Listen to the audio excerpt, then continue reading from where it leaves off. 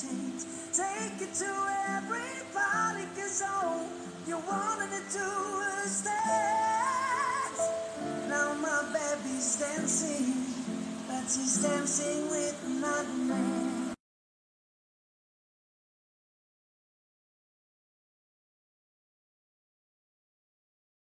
Day that I was wrong.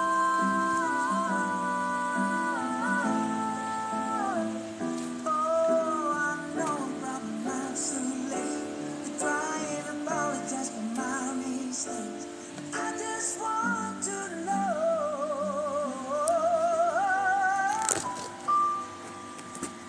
I hope he buys me flowers. Hope he holds my hand. Gives me all his hours. Bentar ya teman-teman, malam. Takes me to every party. Baik. He remembers how much I love to dance. Do all the things you should have done. You were all the things I should have done Miring ya. when I was younger.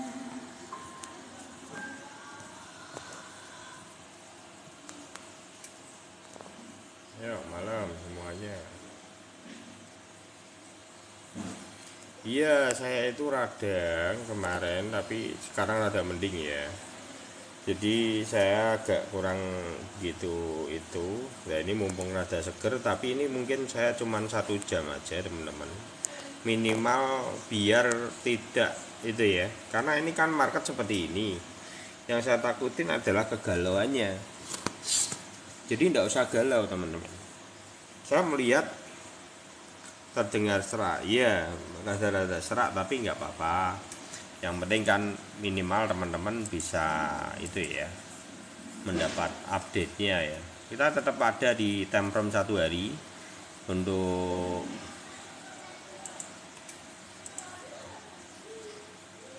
bentar hapus itu dulu. BTC dominan ya, BTC dominan turun ya, bagus ya BTC dominan. Kira-kira kenapa Om kok sering radang? Di sini panas sekali. Di Semarang itu kebetulan saya itu satu kan memang saya aktivitas keliling naik motor kadang. Kalau kota-kota itu saya naik motor gitu, ngirim-ngirim abon gitu ya. Jadi sama tempat saya itu dekat laut, suhunya aja sini 34 ke atas, 36 pernah, 35 36 pernah. Saya udah kasih degan gitu rada mending ya, yang tidak kuat lambungnya. Kacau bener. Jadi serba salah, mau diademin masih mending tuh punyanya Elit Global itu Banyumanik itu. Kadang aku keliling ke sana aja masih ada hujannya segala.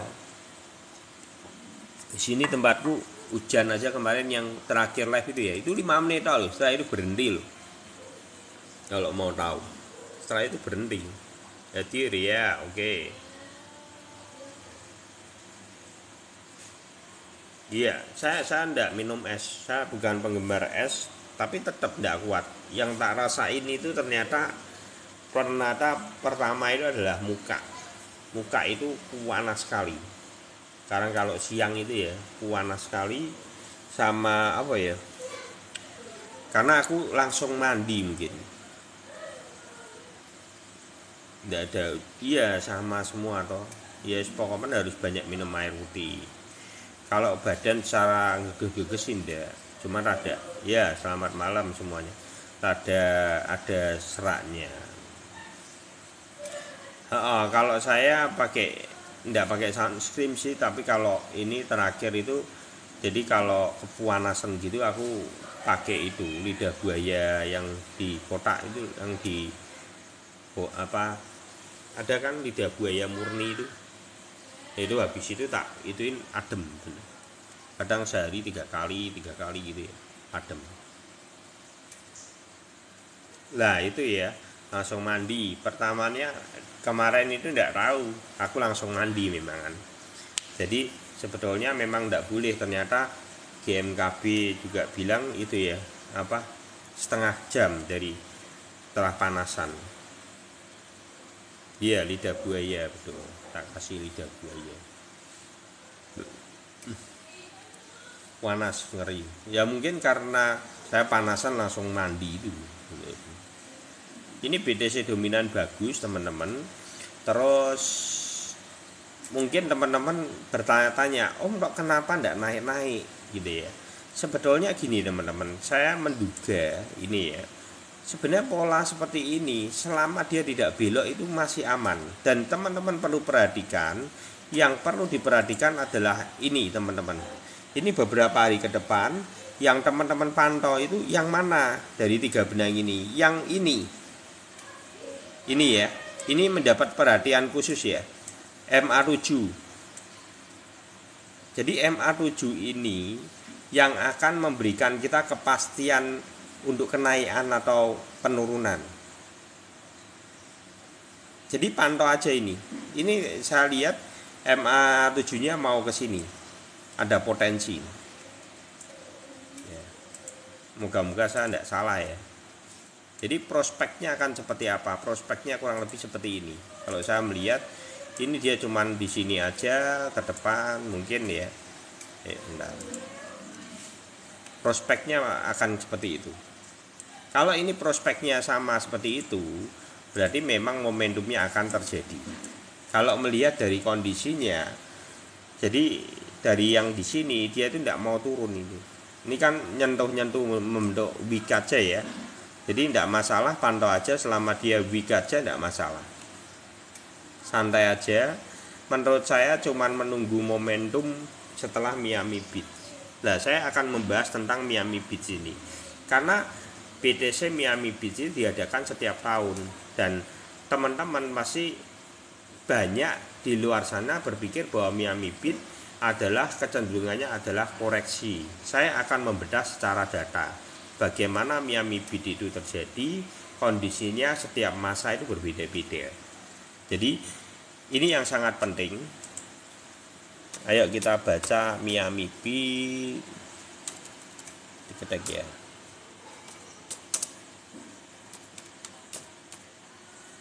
BTC Miami 2021 terjadi pada tanggal 4 sama 5 Juni. Ayo kita bedah secara riwayat 4 sama 5 Juni 2021. Jadi nanti teman-teman bisa tahu gambarannya itu seperti apa. Jadi kita tidak ikut-ikutan aja, kita tidak melihat para YouTuber dengan cara mereka bicara, tapi kita perlu juga mencocokkan dengan apa yang terjadi pada saat itu secara riwayat. Jadi nanti cross gitu loh, bagus gitu loh maksudnya. Jadi teman-teman nantinya tidak tersesat. Ini di sini teman-teman. Nih 45 memang terjadi koreksi, tapi dia sideways posisinya. Nah, pada saat itu saya mau jelasinya gini. Saat itu adalah posisi benang MA-nya itu downtrend. Ya, berada di dalam fase ini namanya bearish ya, kita kasih tanda bearish. Jadi 2021 pada saat itu terjadinya sideways di dalam pola bearish memegang kontrol namanya ya, itu yang tahun 2021. Ayo kita buka lagi tahun 2022.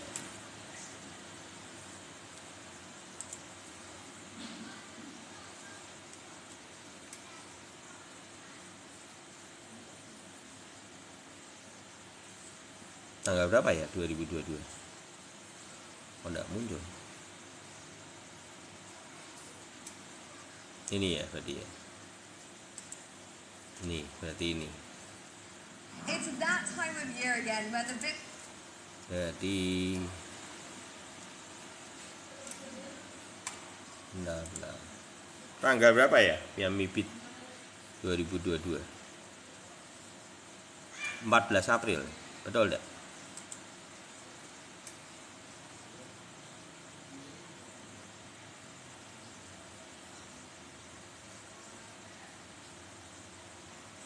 Betul, 14 April. Iya enggak? Oh, enggak muncul ya. Ya. Miami Beat 2022.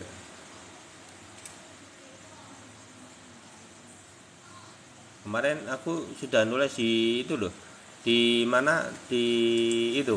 Di Telegram. Coba dilihatkan. Kemarin tanggal berapa itu? Tanggal GDC konvensi Miami Beat tahun 2000.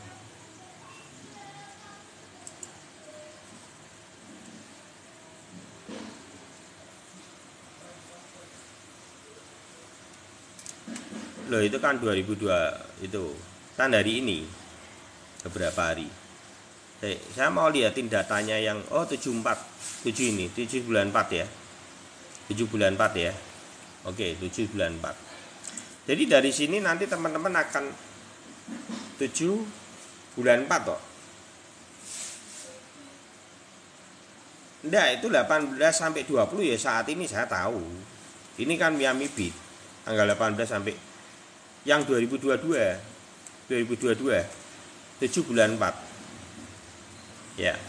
Jadi nanti teman-teman bisa, kenapa saya membawa ke momentum ini yang akan memberikan mindset teman-teman. Jadi berbeda, setiap Miami Beat itu memiliki makna yang berbeda.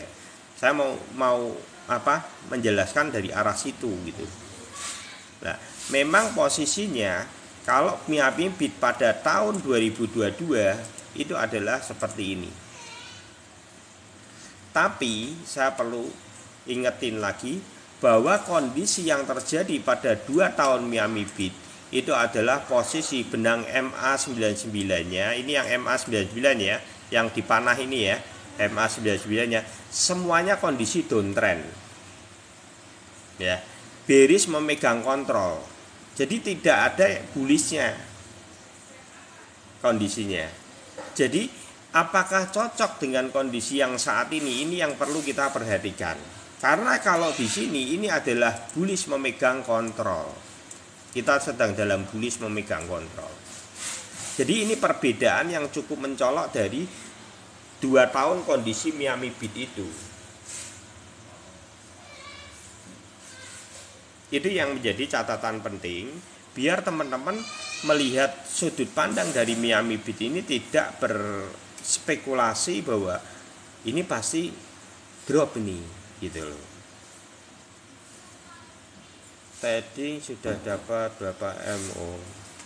Ya wong saya modalnya ya kecil, bukan MM-an ya. Kenapa? Ada apa dengan trading?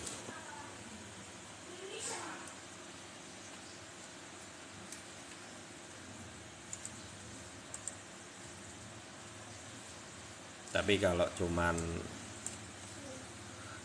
nyantol ruko ya sudah gitu ya.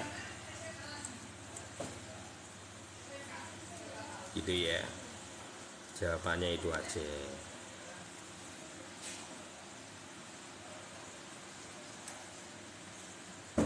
Ya, berarti posisinya saat itu di sini. Ini downtrend ya.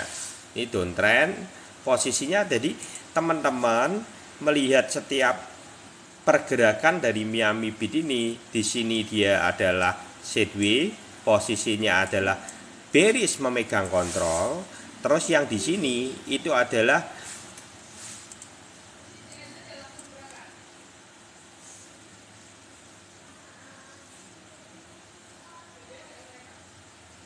memang kondisinya adalah longsor, tapi tetap sama, bearish memegang kontrol posisinya. Jadi berbeda dengan kondisi saat ini. Yang berbeda apa? Saat ini adalah bullish memegang kontrol. Kondisinya dia di atas, menarinya di atas ya. Kalau ini menarinya di bawah, dia bergerak di bawah Gitu ya. Ini perbedaannya kondisi 2 tahun Miami Beat dengan Miami Beat yang saat ini.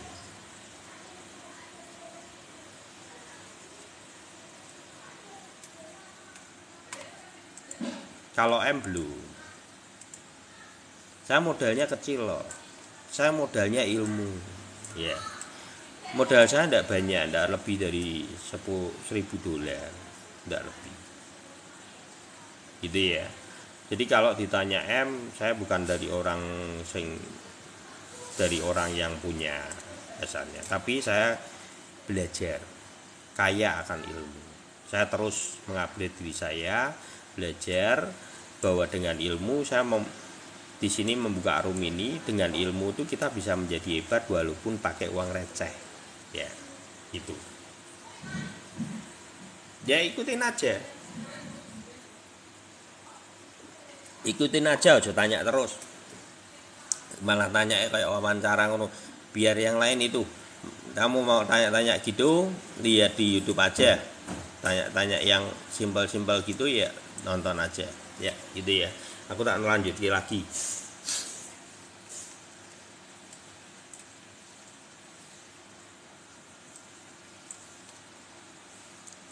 BTC. Iya. Coba baper ya nan. Cerewet yuk malahan.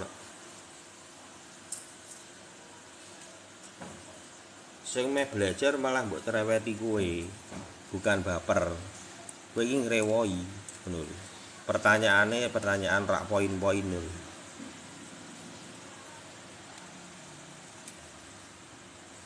Ya, daily, ini daily.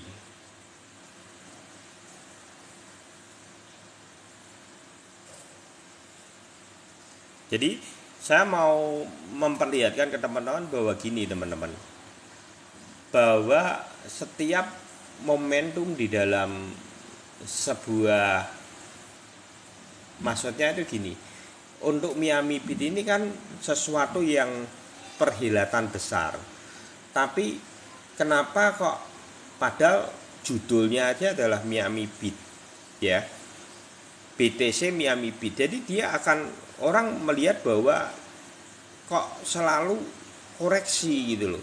Nah kita belum tahu karena pada saat itu kondisinya adalah downtrend dan downtrend, 2 kali downtrend ya fasenya. Jadi kita tidak bisa melihat ini sebagai sudut pandang bahwa setiap Miami Beat ini akan dimaknai oleh kondisi penurunan. Yang di sini sideways, yang di sini dam malahan. Nah saat ini posisinya adalah kebalikan dari kondisi dua ini. Di sini downtrend, di sini uptrend. Apakah ini menjadi momentum yang berharga untuk kebalikan dari itu? Kan kita belum tahu. Berarti ini kan antara di sini, ini musimnya adalah kemarau. Kita kasih musim kemarau ya. Ini kan downtrend musim kemarau, dan sekarang di sini adalah musim hujan. Apakah ini akan menjadi kebalikannya atau sama dengan posisinya sideways? Tapi kalau yang di sini teman-teman, ini sideways-nya setelah itu membawa momentum kenaikan. Nah, sedangkan yang di sini memang terjadinya adalah sebaliknya, dam. Jadi fase pertama itu adalah sideways dan membawa up ya. Itu pada 2021. Di 2022 penurunan dan membawa downtrend. Ini perbedaannya. Nah, apakah yang saat ini sama dengan dua ini? Beda sekali. Nah, ini yang menarik. Apakah ini, karena ini sudah di tengah-tengah. Posisi kenaikannya sudah 2 kali lengkuan. Lah kita sedang posisinya sedang menunggu. Apakah ini sudah selesai? Selesainya kapan Om? Kalau melihat kondisi seperti ini. Iya soalnya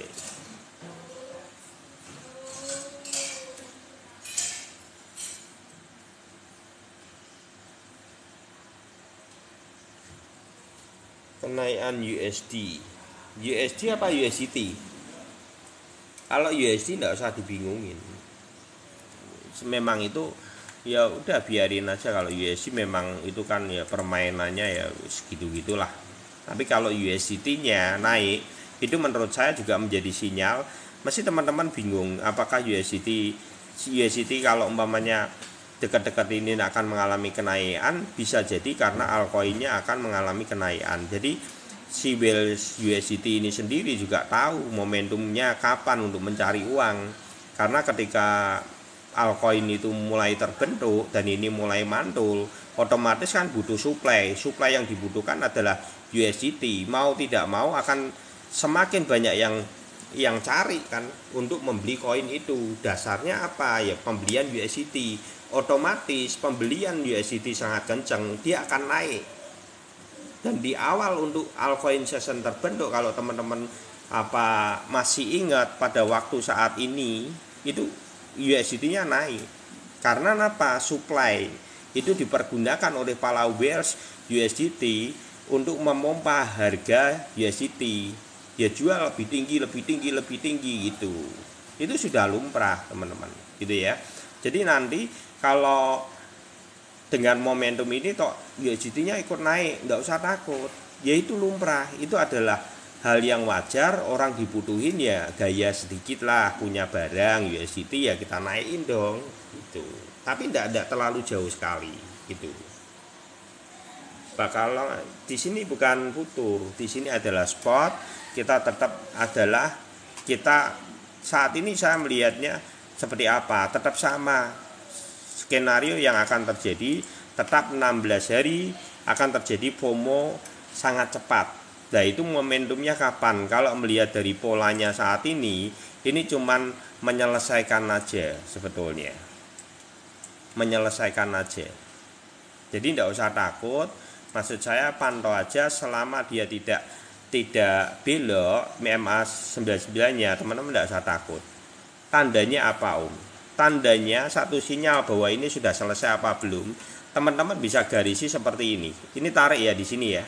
Ini seperti ini, ditarik seperti ini. Ini tandanya di sini ya. Nih. Ini salah satu sinyalnya seperti apa toh, Om?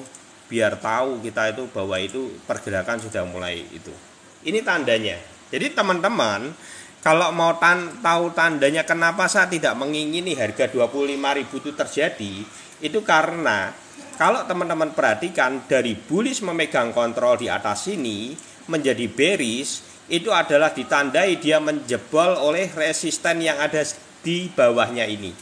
Ini adalah satu sinyal di mana dia ketika tembus, ini teman-teman jangan berharap ini akan mantul kembali. Itu sangat susah. Kenapa 25.000 menjadi posisi yang sangat menentukan dari market saat ini? Disinilah poinnya, teman-teman. Jadi ring harga inilah batasannya. Gitu ya. Jadi kalau teman-teman memantau saat ini market ini yang rawan di mana? Ketika ini jebol. Ini teman-teman jangan berharap ini akan nanti gini jebol di sini sambil enggak. Menurut saya kalau ini sudah jebol di sini, ini dia akan gini toh. Sudah tidak bisa kembali. Seperti mana contohnya? Seperti ini contohnya. Jadi untuk 24.000 itu menurut saya ada yang menduga 24.500. Menurut saya dia tidak tahu bahwa apa yang sedang dia lihat, dipikir dia akan dapat harga murah. Enggak, itu awal dari posisi bullish menjadi bearish, memegang kontrol. Om USDT mengikuti harga USD enggak kayaknya. Besok kalau jebol kayaknya menurut saya enggak. Time frame-nya 1 hari. Jadi tanda yang kedua yang harus teman-teman perhatikan apa? MA99. Ini ya, ini penting sekali. Jadi kalau ini posisinya sampai cross seperti ini, dia akan belok ini. Ini akan belok. Dan ini kalau sudah belok, jangan berharap kembali, susah. Ya. Ini finalnya di situ, itu yang terjelek ya. Tapi apakah ini kesempatan seperti ini terjadi Om? Menurut saya kesempatan seperti ini terjadi cuma 20%. 80%-nya apa? 80%-nya yang akan terjadi adalah posisi FOMO yang akan terjadi sangat cepat. Ringnya di berapa? Ringnya ada di tetap sama, 48.000, 42.000 sampai 48.000. Kurang lebih di ring itu. Kenapa BTC bisa FOMO? Dasarnya lah, ini pertanyaan yang bagus ya. Itu pertanyaan yang berkualitas seperti ini nih. Ini yang memberikan kita ilmu gitu ya teman-teman. Dasarnya adalah riwayat. Kenapa 48.000 itu harus kesentuh dan itu istimewa atau tidak? 48.000. Saya akan menjelaskan secara riwayat. Dan ini kita sudah bicara ini dari mulai Desember tahun lalu. Dan kita kebetulan yang di room ini pertama beli itu ada di 15.850 BTC. Itu di Desember. Jadi saat ini kita melakukan apa? Kita cuma take profit aja. Sama beli lagi ya. Jual marginnya terus beli. Cara melihatnya seperti apa? Ini adalah ATH. Kenapa kok harus 2019? Apa yang membedakan tahun-tahun yang lain dengan 2019? Jadi setiap 4 tahun itu adalah halving. 2019 itu adalah 1 tahun sebelum halving itu terjadi. Halving itu selalu dimaknai oleh FOMO yang membentuk ATH baru di 1 tahun ke depannya. Halving saat ini akan terjadi pada April 2024. 2023 adalah 1 tahun sebelum halving. Jadi kita tarik riwayatnya adalah 1 tahun sebelum halving 2019. Yang terjadi di 2019 adalah ATH, setengah ATH, dan dia naik di atasnya. Itu terjadi kenaikan setengah tahun, dibanding lagi setengah tahun, dikasih napas 1 bulan, dibanding lagi sebelum halving di area ini. Kalau diukur dari bawah sini, dari Desember sampai ini ke halvingnya, itu perbedaannya cuma dikasih space kenaikan 20%. Jadi kalau 2024 Februari teman-teman nanti melihat BTC di 19.000, tidak usah kaget. Tidak usah kaget, itu akan terjadi. Tapi kapan terjadinya? Terjadinya 2024 Februari.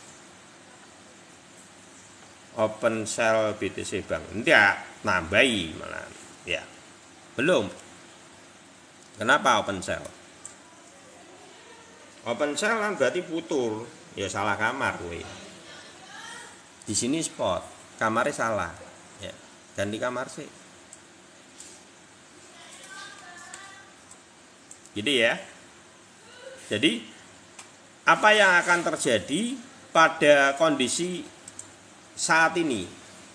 Jadi kalau saat ini kita bicara soal 48.000, itu bukan sesuatu yang sangat spektakuler. Ini ATH, ini adalah setengah dari ATH. Kita baru bicara soal setengah dari ATH.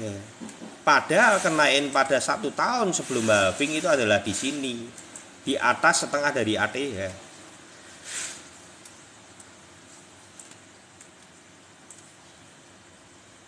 Sama kan momentumnya, gitu ya. Gimana Om tanggapannya BTC sekarang di golden ratio? Ya waktunya ngambil. Ini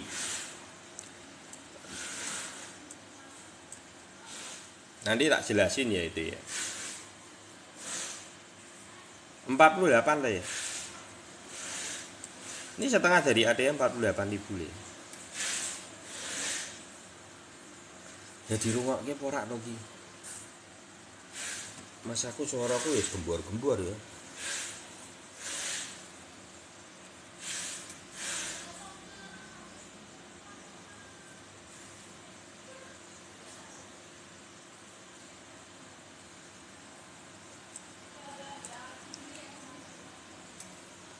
Gini, teman-teman ya.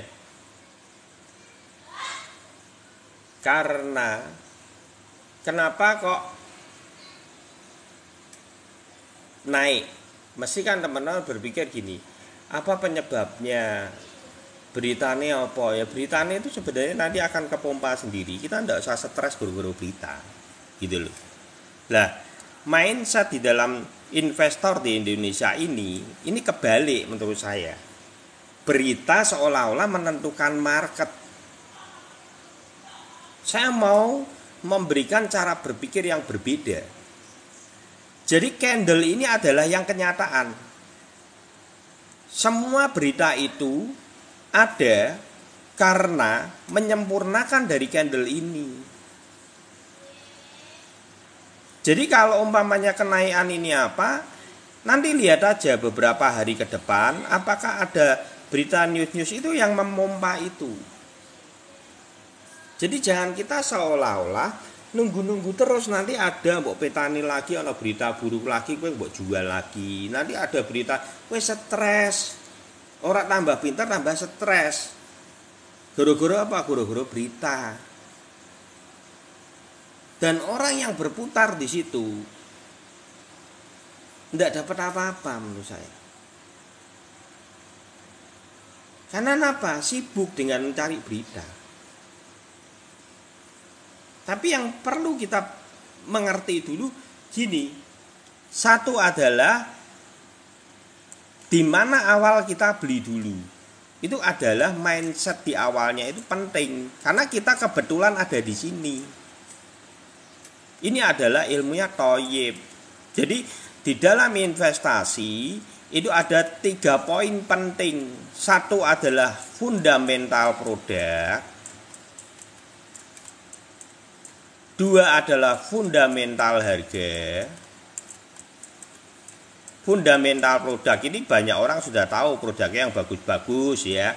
Fundamental harga itu adalah Thoyib, kita bahasnya bisa melihat di YouTube. Itu di playlist kita nanti akan di lebih detail. Di situ nanti teman-teman bisa lihat itu. Thoyib itu apa? Nanti Thoyib itu harga paling bawah di mana semua orang itu takut untuk membeli, kita membeli. Gitu ya. Jadi terus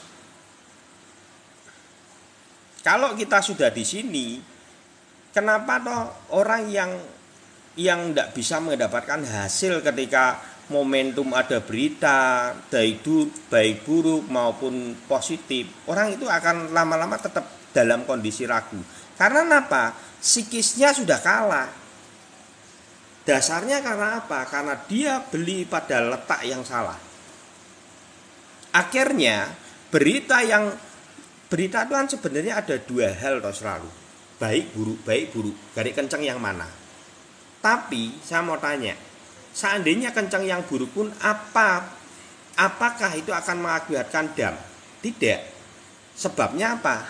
Sebabnya gini teman-teman. Contoh nih ya. Ini bullish apa bearish? Dari Desember sampai sekarang. Bullish kan? Apakah banyak berita buruk? Banyak. Berarti berita buruk tidak membawa bearish dong. Dasarnya mana? Berita buruk itu membawa bearish? Tidak ada, karena kenyataannya dalam waktu 5 bulan ini kita dibawa naik, bukan dibawa turun. Itu yang perlu teman-teman buka dulu mindsetnya, bahwa berita bukan eksekutor di dalam candle. Sorry Om, ya sorry.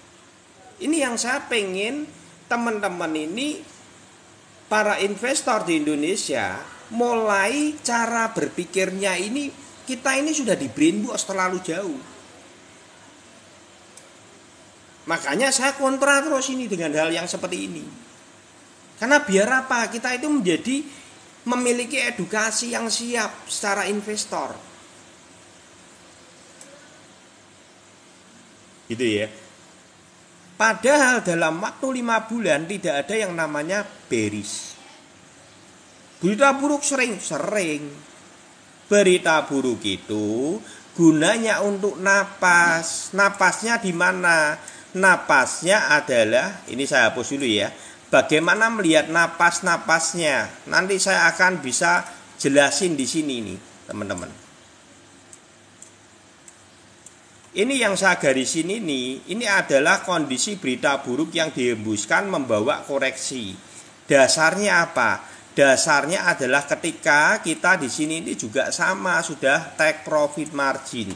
Dasarnya adalah ketika kita sudah beli di bawah ini ya. Jadi ketika sudah beli di bawah, jualmu di sini. Dasarnya apa? Untuk tahu koreksi-koreksi ini adalah toyib 1, 2, 3 benang, baloknya meloncat. Ini kelihatan ya, balok meloncat ya. Ini toyib 1 benang, 2 benang, 3 benang, balok meloncat. Itu toyib dan terjadi koreksi. Koreksi yang terjadi adalah satu posnya adalah di bawah MA25, pos kedua di MA99. Jadi apakah ini butuh berita buruk? Butuh. Jadi jangan alergi terhadap berita buruk. Lihat berita buruk itu stop di mana, momentumnya apa, mantul atau tidak, menyempurnakan candle seperti apa. Itu jauh lebih penting dibanding gue stres goro-goro berita. Nangkep ya? Saya pengen membuka gitu loh cara berpikir kita yang sudah di brainwash dari awal, bahwa investor di Indonesia mindsetnya kita itu dicekoi dengan cara seperti itu terus loh. Ayo kita mulai, gitu ya. Saya berharap teman-teman di sini mendapat sesuatu lah, gitu ya. Mendapat sesuatu yang bisa, oh ternyata seperti ini ya, gitu loh. Berita itu menyempurnakan momentum itu yang saya mau sampaikan. Saya bukan marah loh ya, maksudnya saya itu gitu loh, menjelaskan ini. Semangat, bukan marah ya, bukan marah, semangat. Saya berharap bahwa investor di Indonesia ini, kita walaupun kita masih baru, kita jangan mau kalah.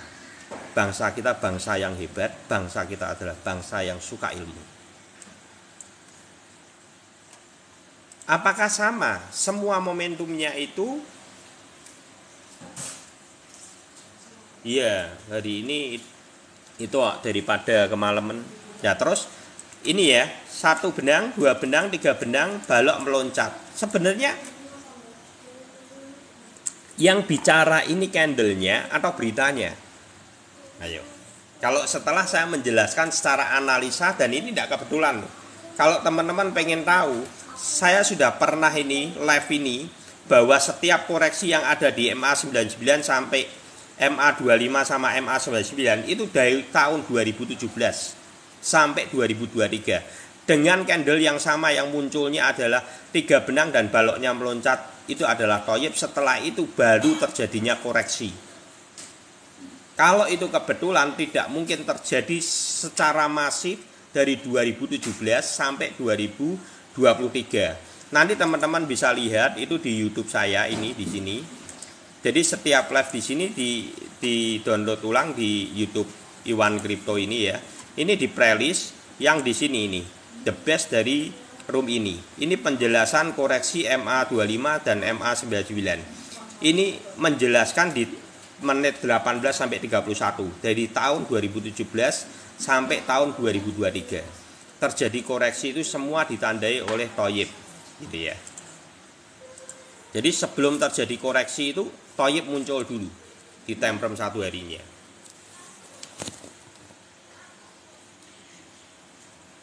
Ukuran balok meloncat itu komposisinya seperti apa, Om?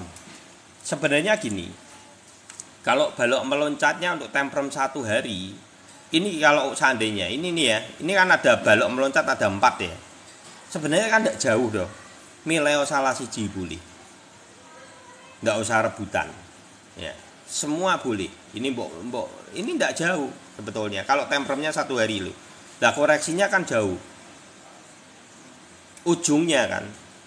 Begitu ini naik kan berarti ini mau ngegas ke atas. Nah, ini sudah hari ininya tuh kamu sudah waspada sebetulnya.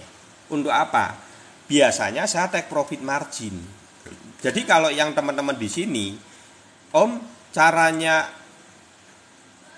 nah ini yang namanya money management. Tadi saya sudah bahas, satu adalah fundamental produk, ya. Dua itu adalah fundamental harga. Ketiga adalah money management. Money management ini yang paling sulit, karena harus mulainya dari bawah. Pembelian awal ini di sini. Tapi kalau yang di sini boleh, enggak apa-apa. Gitu. Asal bisa money management yang di sini take profit marginnya. Jadi yang saya take profit margin itu di sini ujung-ujung ini adalah toyib. Ini saya take profit margin. Terus saya beli lagi, ini yang di sini ini saya beliin lagi ke pos ini. Karena apa? Kalau bullish memegang kontrol, ini MA99-nya kan belok gini. Ditandai oleh apa? MA9 yang ke atas. Ketika bullish memegang kontrol, koreksi itu cuman ngepost di dua tempat, teman-teman. Itu teman-teman bisa lihat di YouTube itu. Penjelasannya cukup detail yang akan membukakan pengetahuan tentang trading teman-teman. Kok bisa ya, ternyata tidak kebetulan. Dan ini terjadi dan terus. Jadi yang terjadi ketika koreksi di mana? Pos 1 itu di bawah MA25, benang MA25. Pos 2 itu ada di MA99. Udah dua ini. Kalau saya mau nambah biasanya lebih banyak di MA99. Kalau yang kedua ini Om, ya sebenarnya kalau saya melihat karena ini belum terlalu tinggi sekali, FOMO yang terbentuk itu belum terbentuk, jadi tetap saya isi muatan karena MA99 walaupun ini sudah tinggi. Saya dapat dari take profit di sini sih. Yang ketiga ini saya tidak dapat ini. Ini yang ketiga ini saya miss. Saya tidak dapat take profit margin. Saya berpikir karena di sini MA25-nya sudah disentuh, dia akan naik ke atas tak pikir, tapi ternyata tidak. Nah, ini adalah satu kesalahan saya itu di sini. Tapi kan kesalahannya tidak merugikan. Saya cuma tidak bisa take profit margin aja di atas. Seandainya aku bisa take profit margin di atas, saya akan beliin di sini itu masih. Gitu. Ya ini yang namanya money management. Kamu sedang makan semua marginmu. Jadi dua ini aja tidak cukup. Teman-teman perlu yang namanya teori ketiga, money management. Nah biasanya untuk yang pro-pro itu cuman berhenti di dua. Nah ini yang apa Om? Ini adalah investor biasanya. Investor. Ini mindset investor. Nah, Wells itu bermain dengan cara yang ketiga. Dia tidak bermain yang ini sudah merangkum 1-2. Kalau sudah ke money management kamu sudah merangkum yang ini semua mau makan semuanya 3 poin ini. Karena dia cuma menunggu di bawah, dia tidak selalu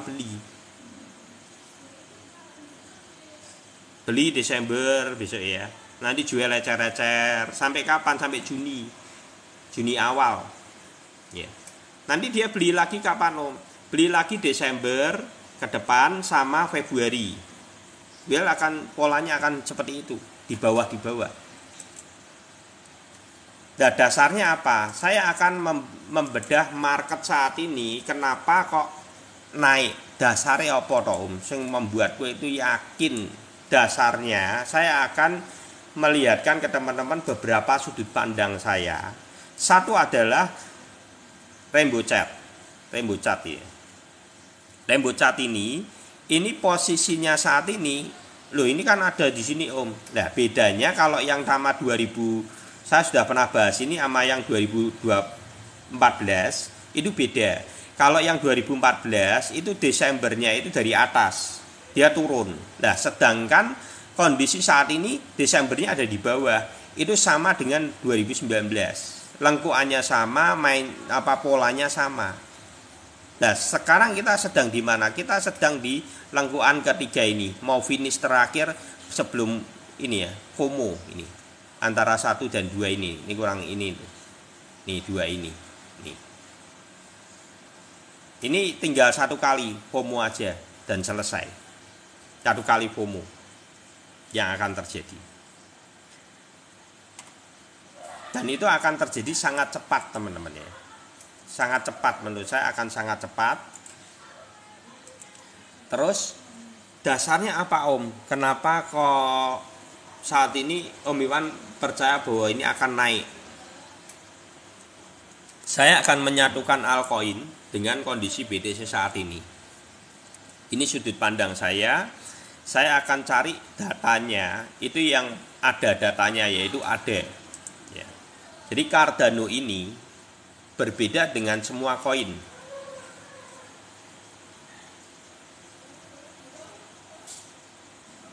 Ya, kalau Desember mau mbok cicil boleh, Februari 2024 itu the bestnya harga. Kemungkinan di bawah 19.000. Jadi kalau nanti Juni akhir itu kita malah belinya ETF down, ya. Saya keluar market. Gitu ya. Awal Juni. Kalau secara riwayat awal Juni, tapi saya mau ingetin kenapa kok saya yakini Mei ini terjadinya FOMO. Jadi gini teman-teman, setiap halving itu kebetulan kan saya juga mining. Jadi pecahan blok dari setiap 4 tahun di halving itu ada pergeseran. Itu 22 hari sampai 30 hari perkiraannya. Jadi tidak ada yang bisa mengetahui secara pasti berapa harinya perbedaan pergeseran 4 tahunnya. Di situ yang saya duga akan juga terjadi pergeseran pada kondisi market kenaikan saat ini. Jadi tetap Juni itu hati-hati, Juni pertengahan itu sudah hati-hati. Ya.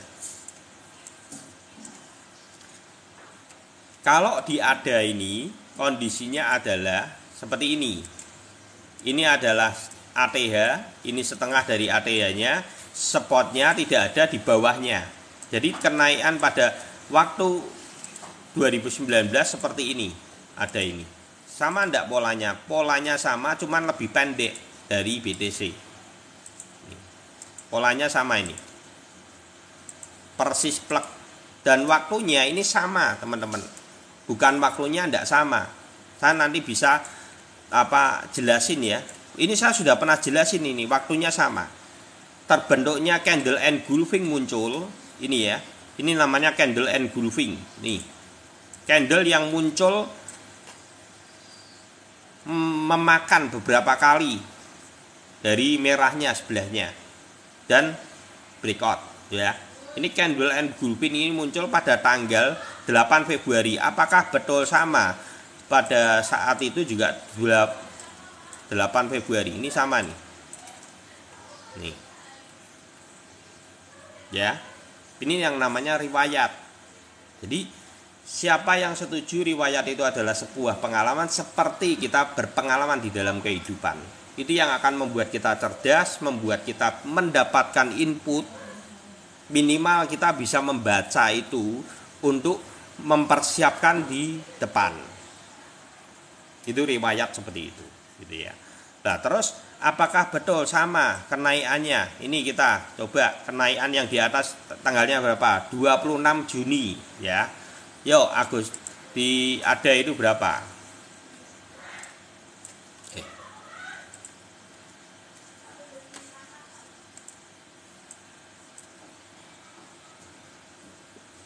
Tuh, 26 Juni sama ya. Ya, kebetulan enggak.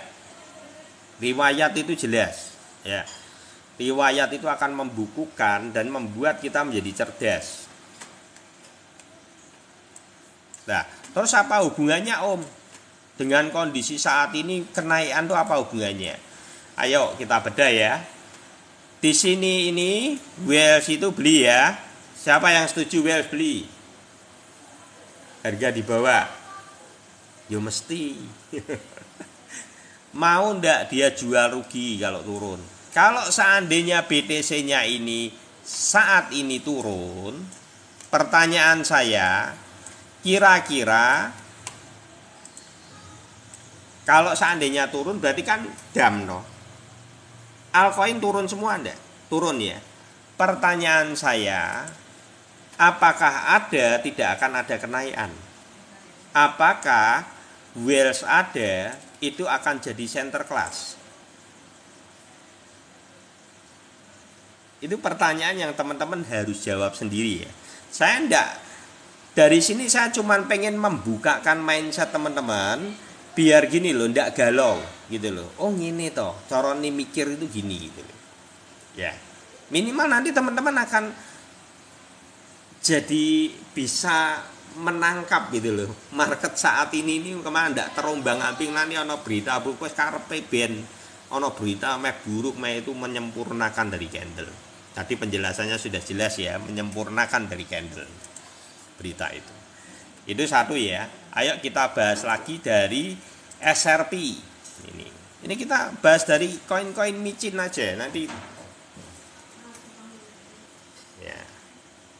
Ya, gitu ya, setuju ya. Nanti kita akan bisa ngerti nih marketnya kemana gitu loh. Apakah FOMO atau tidak. Jadi nanti ini main nalar kita sebetulnya. Ini saya kebetulan itu mengamati dari SRP itu dari April ini. Ya, dari sini sampai sini ini kebetulan di Binance itu terjadi yang namanya pembelian pada volumenya large dan medium itu pada tanggal ini sampai sini. Ini terjadi terus. Itu saya share itu. Sering kalau yang di Telegram tahu itu. Ya. Pertanyaan saya, apakah betul Wells yang sudah kulaan atau membeli dalam jumlah yang sangat menurut saya itu cukup mencengangkan, apakah dia mau menurunkan, ayo saya jadi center class lagi.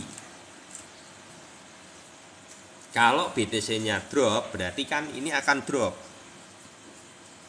Hampir kena enggak? Kena.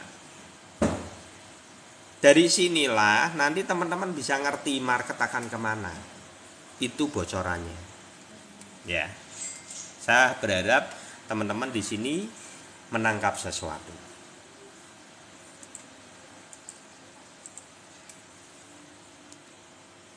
Ya, kalau untuk SRP yang perlu mendapat catatan penting, ini menurut sudut pandang saya aja ya, teman-teman.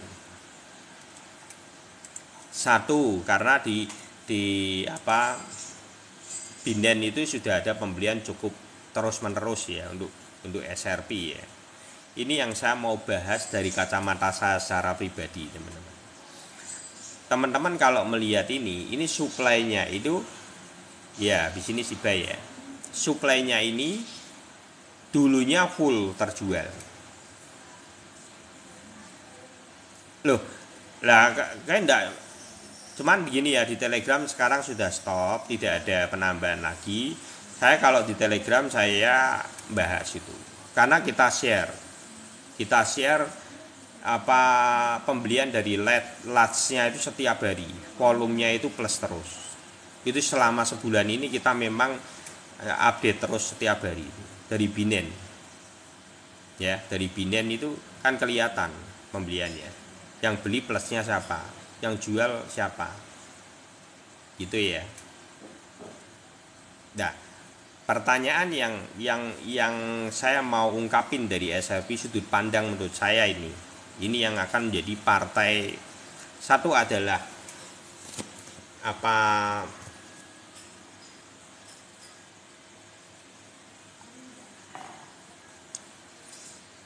gini teman-teman. Ini kalau teman-teman melihat dari SEC pada saat itu menuntut dari ini sejarah ya, sejarahnya SRP, teman-teman harus ngerti. Dia mengalami penurunan sampai pada titik di level 39% pernah. Dan ini sudah mengalami pemulihan 12%. 51.837 ini waktu kita bahas saja ini masih areanya 50-an.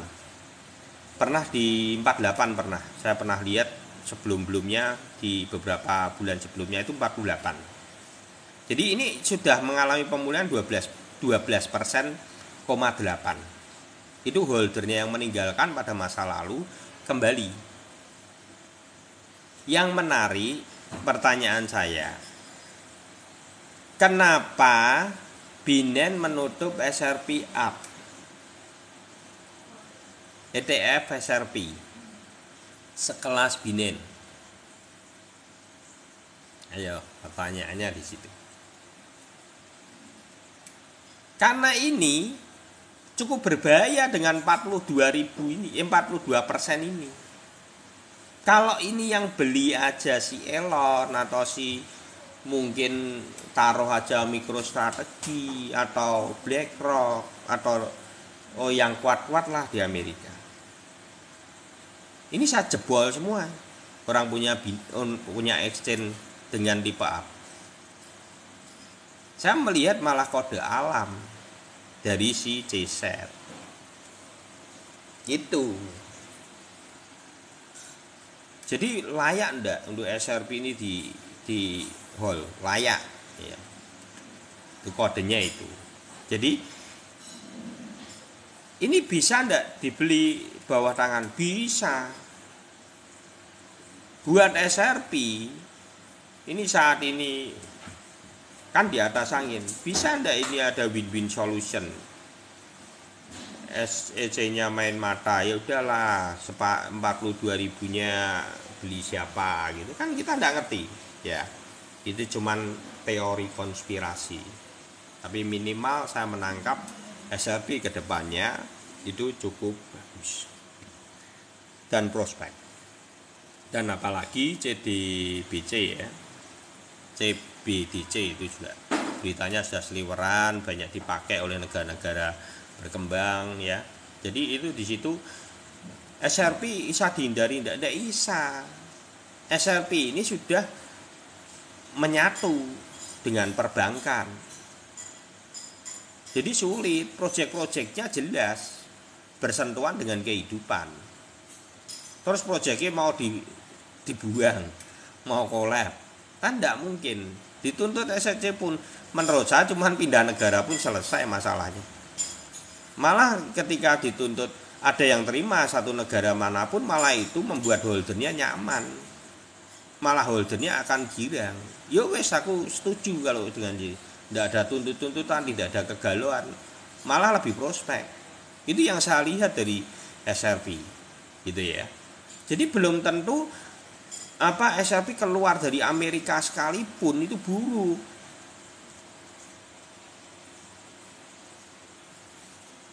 Ya. Yeah. Jadi itu yang saya lihat dari SRP. Ini menurut kacamata saya secara pribadi. Boleh, wah om aku rak setuju ya, monggo gitu ya. Seperti itu untuk SRP ya. Sementara itu ya, mungkin ya. Nah, yang terakhir gini BTC ya, yang terakhir. Om, kok bisa naik ke atas itu tadi yang sudah ya disatukan dengan altcoin. Sekarang itu fasenya kemana om? Ini fase yang terakhir itu adalah yang namanya itu FOMO hiper atau FOMO terakhir. Dan itu terjadi cepat enggak? Cepat, cuman butuh 16 hari sampai 22 hari. Jadi kita ini di sini. Ini adalah blind spot. Loh om, tapi ini kan enggak di MA 99. Bedanya ini kan cuma di MA 25 semua atau 22 ini. Bedanya cuma di sini, teman-teman. Dah itu bedanya ini toh. Momentum saat dulu sama sekarang ini perbedaannya. Dia koreksi menyentuh MA 99 2 kali. Ini yang saya lihat seperti itu. Bedanya cuma seperti itu. Nah, kalau teman-teman perhatikan dari sini, ini tanggal 10 ya, sebelum kenaikan, terus naik di sini itu tanggal 26. Itu kenaikan yang di sini ini dari 7,4 naik jadi hampir 14.000. 90% cuma ditempuh dalam waktu 16 sampai 17 hari. Padahal 90%. Jadi beli SRP lagi bisa om. Wah sudah naik ya, oke ya. Cek nanti dibahas nanti ya. Tak dibahas BTC sih. Habis ini. Terus Apakah 48.000 menjadi sesuatu yang sangat susah? Tidak. Akhirnya jadi realistis secara riwayat. Pada masa lalu 90% FOMO terakhirnya. Jadi kalau saat ini kita ada di ring 26.500 dan besok ke 48.000, itu belum ada 90%.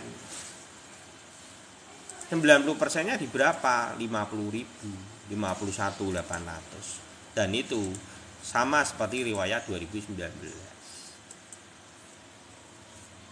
Gitu loh.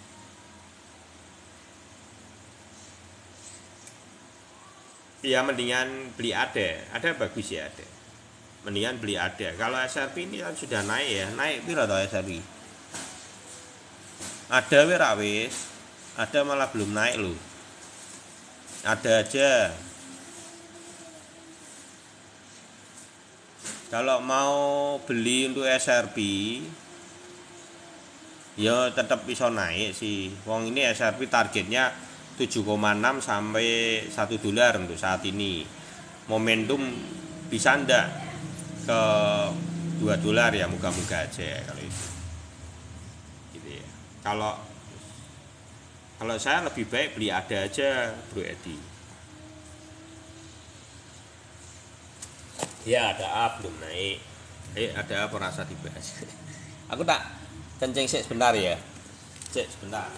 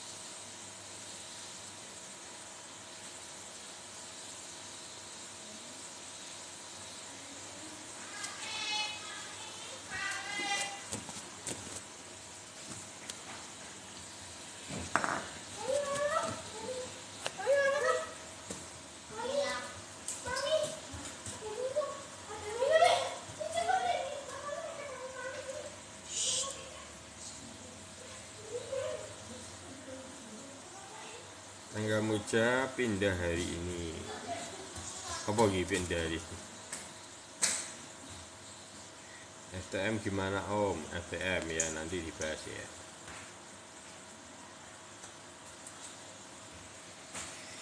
Ya nanti dibahas FTM. Gitu ya untuk SRP seperti itu. SRP itu ya targetnya memang 7,6 sama $1. Ya kalau mau dicicil ya boleh, tapi tunggu koreksi dulu sedikit ya. Ini kan naik. Jadi ini ada sideways-nya. Biasanya tuh polanya gini, teman-teman. Jadi kalau di sini sudah itu, kenapa kok dia berhenti? Biasanya dia nanti ada merah hijau. Kalau dia nyentuh baru dia ngegas lagi. Gitu, biasa polanya seperti itu. Jadi polanya seperti apa ini loh, contohnya gini. Nih. Ini contohnya. Jadi kalau dia ke atas, dia itu biasanya kan orang berpikir gini, wah ikonnya mulai turun ini ya, ikonnya mulai turun pada bingung atau merah gitu bingung. Padahal tidak perlu dibingungin. Ini yang namanya bernapas. Jadi kalau terjadinya uptrend Ini kan dari downtrend menuju uptrend. Lah, jangan kesusu, jangan terburu-buru. Nikmati uptrendnya. Jangan geradakan. Kalau sehari nanti merah takut, waduh. Jadi labil gitu loh. Dan investasi kita tidak boleh labil. Kalau labil tidak jadi-jadi. Gitu ya teman-teman. Jangan labil, intinya itu.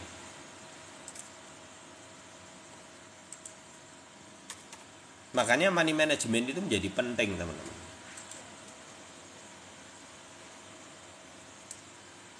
Pada pengen iya.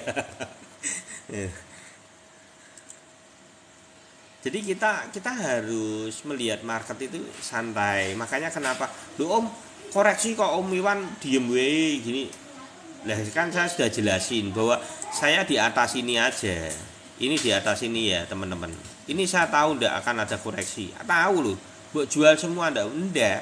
Karena apa? Saya pengen belajar ilmunya. Saya cuma take profit margin. Untuk apa? Untuk ngembali lagi di bawah. Take profit marginnya saya timbain ke bawah, nanti naik lagi sampai selesai gitu. Terus untuk FTM ini sudah pernah kita bahas. FTM hati-hati. Kenapa dasarnya hati-hati? Satu yang perlu diperhatikan adalah benang MA99 di satu. Kedua, sudah meninggi kan? Di sini sudah toyib, sudah meninggi. Ini pada saat di sini nih kita sudah bicara ini. Ada potensi untuk terjadinya penurunan. Ini sudah belok, jangan dilawan. Selesai sudah. Dan ini berharap ini sudah turun, ini dari bullish menuju bearish. Dia belok menuju bearish. Berpikirnya orang iso naik lagi. Susah. Ya susah. Jadi polanya akan apa? Dia akan seperti ini, bearish memegang kontrol jadinya. Gitu. Ya ini sudah selesai sudah. Ini kita sudah bicara malah dari sini kalau teman-teman tahu. Ini belum terjadi belok. Dan ditandai enggak dengan posisinya itu di atas toyib? Semua ada sinyalnya, teman-teman. 1, 2 benang, 3 benang, baloknya meloncat. Dan posisi benang MA99-nya sudah tinggi, menggunung. Ini yang jarang orang perhatikan. Ketika momentum menggunung ini, orang-orang lupa daratan. Naik terus, ini jangan berpikirnya bisa naik lagi. Gitu ya. Tempernya 1 hari. Jadi ini kalau gini kan jadi tahu. Loh kok bisa gitu Om? Ya, ini jadi itu di sini loh teman-teman. Nih kelihatan toh? MA99-nya belok kan? Loh Om, kalau ini bisa naik gini ya bisa, tapi bubble bottom tok ini di sini. Ini pernah terjadi. Tapi ini kan posisi ATH ya. Bisa ndak Om di sini ya? Mungkin bisa. Bukan aku ngomong ndak bisa ya, tapi perlu power. Ini perlu power. Ini untuk bisa sampai di sini, ini mentoknya nanti di sini, nanti tumbang lagi ke depan. Tidak lama tumbang lagi. Bisa, ya bisa. Tapi ini perlu energi yang cukup besar. Tapi kalau saya secara pribadi suruh beli gini ya saya tidak berani. Karena apa? Kondisinya sudah belok dari bullish menjadi bearish memegang kontrol. Saya untuk berpikir untuk sampai ke sini itu rodok keterlaluan sih. Gitu loh. Maksudnya ini kesempatannya 25%, ngapain saya gambling dengan apa kesempatan yang 25% bisa ke sini tapi penurunan di sini berpotensi 75%. Perbandingannya seperti ini. Karena lebih banyak dropnya daripada naiknya. Dan kesempatan untuk naik pun itu tidak panjang biasanya. Karena finish gitu ya.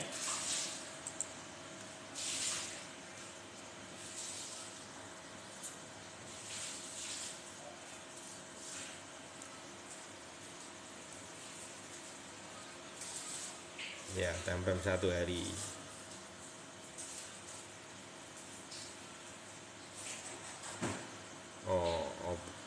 Ya, mana Gabriel, ana toh di Bro Gabriel mana,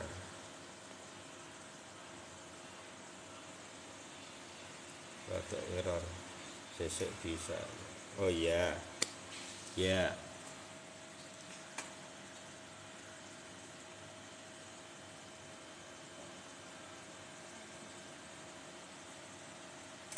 Itu ya untuk FTM seperti itu. Apalagi Shiba ya tadi ya. Habis ini selesai ya teman-teman. Kok serang kok.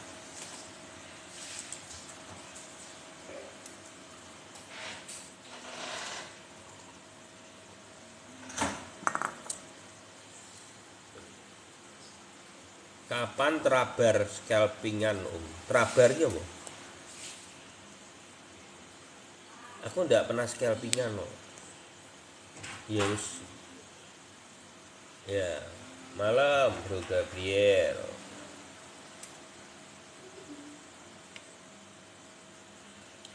Naik. Accept everybody.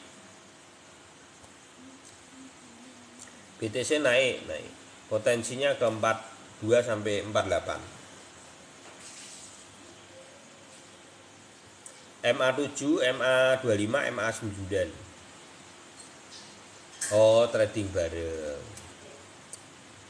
Ya, kita kan sudah trading bareng sebenarnya. Gini loh. Tak kasih tahu ya.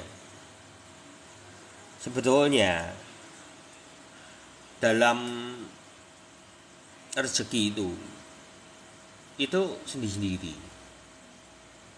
Saya berharap di room ini itu tercipta orang-orang atau investor-investor yang hebat secara ketukannya secara pribadi yang tidak bisa diambil oleh siapapun. Saya tidak berharap menjadi pengkloning. Malah saya tidak berharap maksudnya gini, di room ini cuma ada cloningan gitu. Saya tidak berharap. Saya berharap teman-teman itu bisa lebih hebat dari saya. Kenapa kok seperti itu? Nah, berarti itu membuktikan bahwa ilmu yang buat pelajari itu luar biasa. Dari mana-mana, bukan cuma dari saya atau dari tempat. Itu yang akan membuat satu karakter di dalam investasimu. Gitu. Menurut saya seperti itu. Kita sekarang nggak lagi Shiba naik sampai berapa? Kalau Shiba targetnya mungkin loh ya. Iki tapi wis ngene. Ku ya ora mudeng lagi Shiba. Tapi ini belum pernah naik. Tapi kok jungkal ngene iki aku mumet iki ambek Shiba.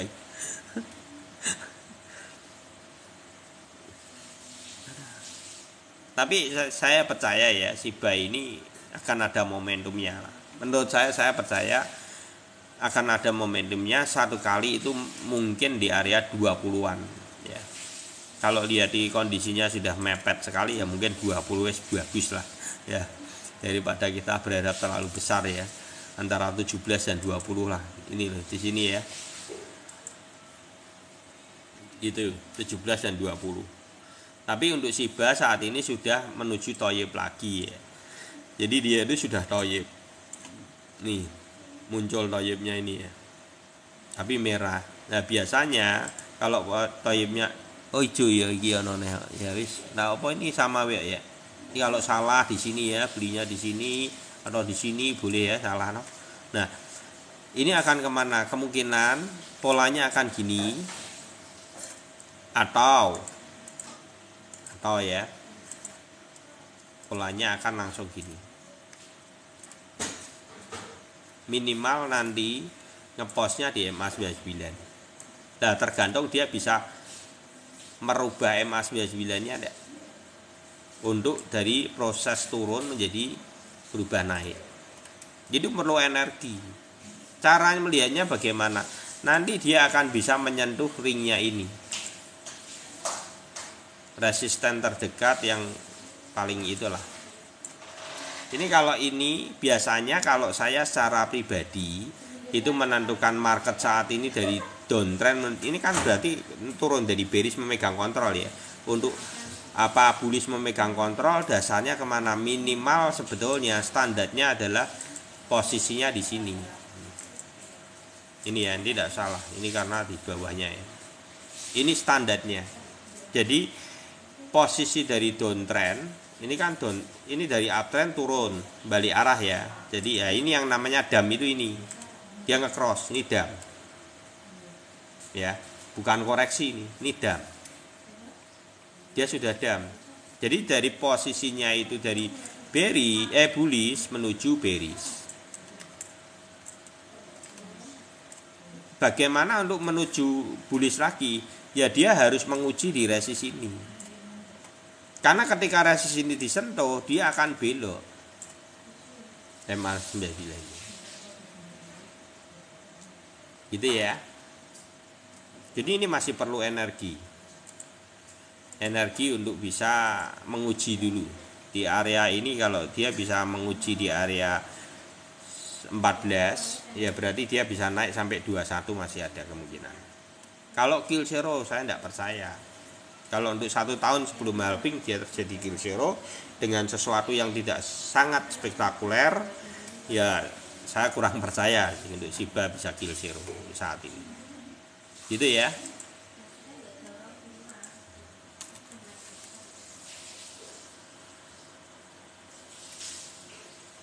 Shiba merendah untuk meroket. Ya. Amin ya. Kalau naiknya naik lah ya bisa.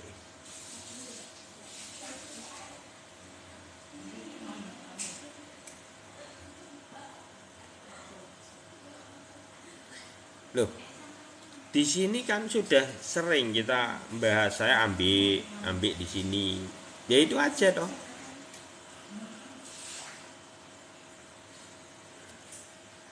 Lah kok malah aku nonton cah TK kok. Enggak mau saya. Saya enggak mau gitu loh. Nyuapin pakai bubur tak loloi terus kayak ngeloloi anak ayam ngono ya. Terus kiwi gitu, saya enggak mau. Enggak mau. Bukan saya enggak itu. Enggak mau saya malah.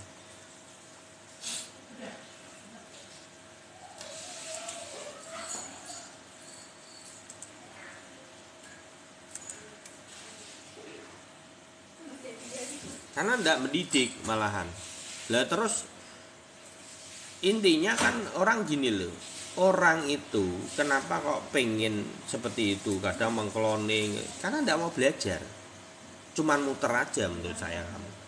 Kamu muter aja dengan ketidakmauanmu untuk belajar, kamu muter. Padahal itu untuk kamu sendiri. Bukan untuk saya. Toh, bener enggak?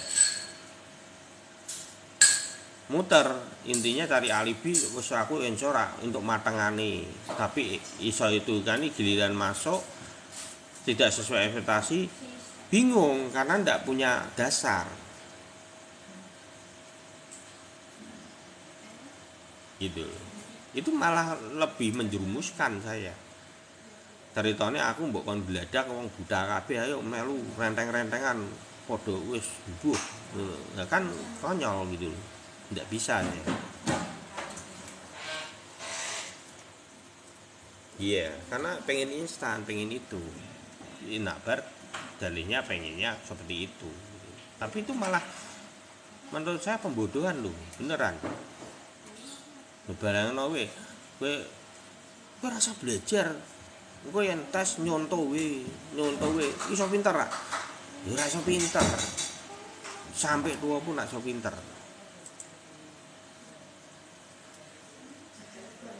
Gitu ya. Oh mau keras men, ndak aku ki ora keras lho kuwi. Jujur, orang jujur ki menyakitkan kadang. Tapi aku jujur.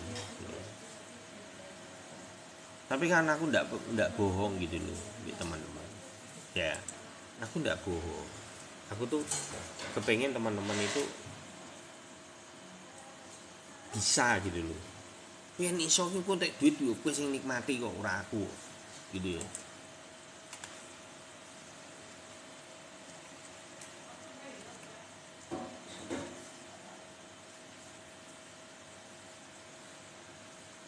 Ojo kayak makan-makan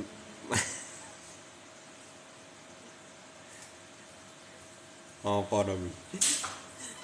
Malam Pak Edi lah itu. Ya, yo Bang Gabriel. Pak Edi disenggol dulu. Ini BNB ya podo lho. Munggah ora tapi melengkung kok munggah meneh, melengkung meneh, munggah meneh. Ini BNB boleh ya diserok nih harusnya. Boleh ini. Ini BNB boleh ini. Ini momentum mempertahankan. Kalau yang itu malah ambil BNB boleh. BNB up. Ra entuk deh. BNB. Ya, ngomongnya ra entuk, kon bahasa itu aja. Ora muda-muda. Dini Sony Exchange tuh. Iki jari Gabriel iki sapa to? Lho. Iki dari itu apa Merauke ya, Merauke. Jadi iya. Aduh. Onse toyo ya. Polkadot, oke. Kalau untuk itu ya, untuk BNB itu targetnya di sini ya. Nah, terus CC ya. 456, 450. Bisa. Menurut saya akan ke situ minimal di sini, double bottom. Antara 398 atau double bottomnya. Moga-moga ya yang terjadi ya. Merauke apa meroket? Polkadot. Oke, Polkadot.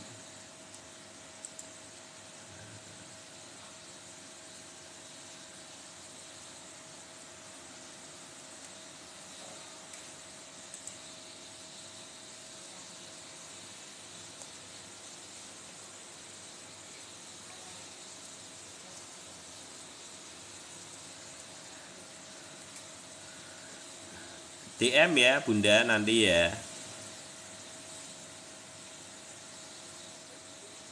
Di Telegram ya Bunda.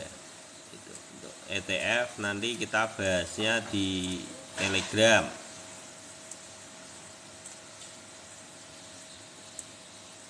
Nyicil sahwe.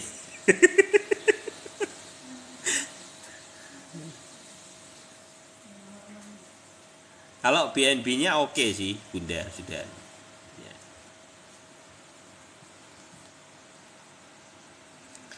Dot ini ya sebenarnya belum naik. Tapi ini sudah toyib di sini. Dia sama ambil Shiba ini, ya, membentuk ulang lagi. Biasanya kalau gini kemungkinan polanya mungkin ya ini W atau ndak V langsung ya. Tunggu aja, boleh masuk. Dot. Ya. Yang sudah di bawah-bawah gitu, tapi ora sah kesusu ya, dicicil pelan-pelan. Kalau menurut saya ini akan ada kenaikan.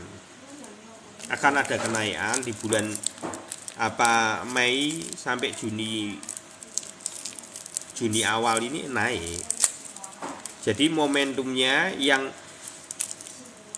naiknya seberapa yang belum tahu karena setiap koin itu punya momentumnya sendiri-sendiri dan yang terbaca secara riwayat itu tidak banyak yang punya momentum di 2019.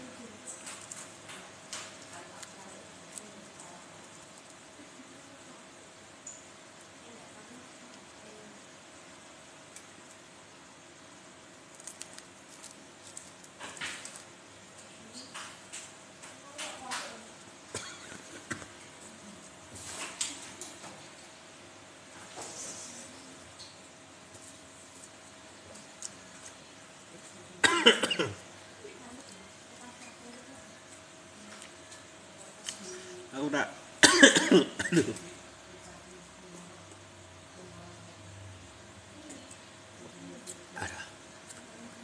Saya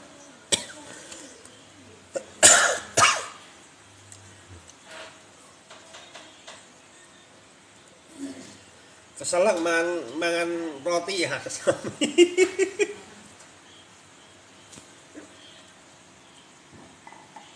Saya nyemil ngeleng.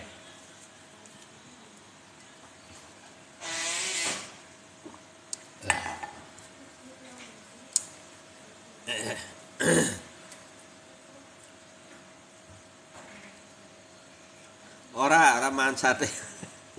Mangan markis ki lho. Selek aku.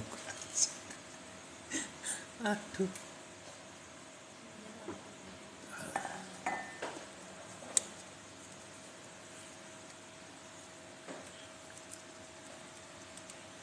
Untuk Dot harusnya punya momentum ya. Moga-moga aja ya. Walaupun ini ada itu, moga-moga ini adalah salah satu koin yang mengalami kenaikan juga.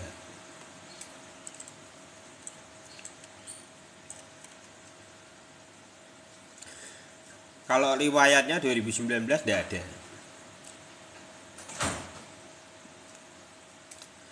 Ya gitu ya teman-teman, sementara seperti itu wis rodok serak.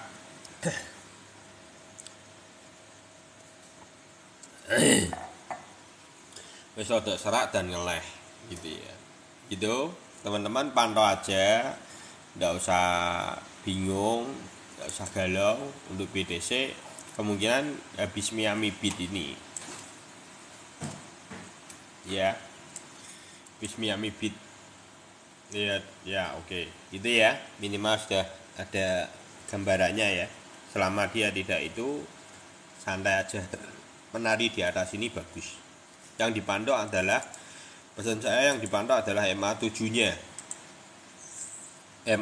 nya benarnya kemana, ini penting sekali malahan MA7, karena itu yang akan membawa kita ngerti apa arahnya kemana ya. Oke, terima kasih buat semuanya teman-teman, sedulur CBD dan sedulur CBD semua. Tidak usah tak sebut ya satu-satu, apa sebut ya satu-satu ki. Bang Ar, Bang Elit Global, Foxy, Komiko, Gandhi, terus Pak Ali 66, Hadi ya, Sehat Bapak, Bang Paul, Verdi, Bang Dwi ya, untuk Ahmad AL ya, Bunda Ira, Oka, Numpang Hoki, Mas Prisop, Rombengan, terus Bang Drek, Bunda Ira, KEK, Bang Gabriel Hidayat ya. Buat semua teman-teman, Bang Drek, torak muncul ya Bang Drek mungkin ya, Bang Ar ya, Bang Hendi, kok di atas tidak muncul ya, Bang Hadi ya, Bang Oka, semua ya yang tidak bisa saya sebutkan satu-satu juga. Terima kasih buat supportnya. Indonesia suka ilmu, sehat selalu, take profit selalu, tetap biar. God bless you all.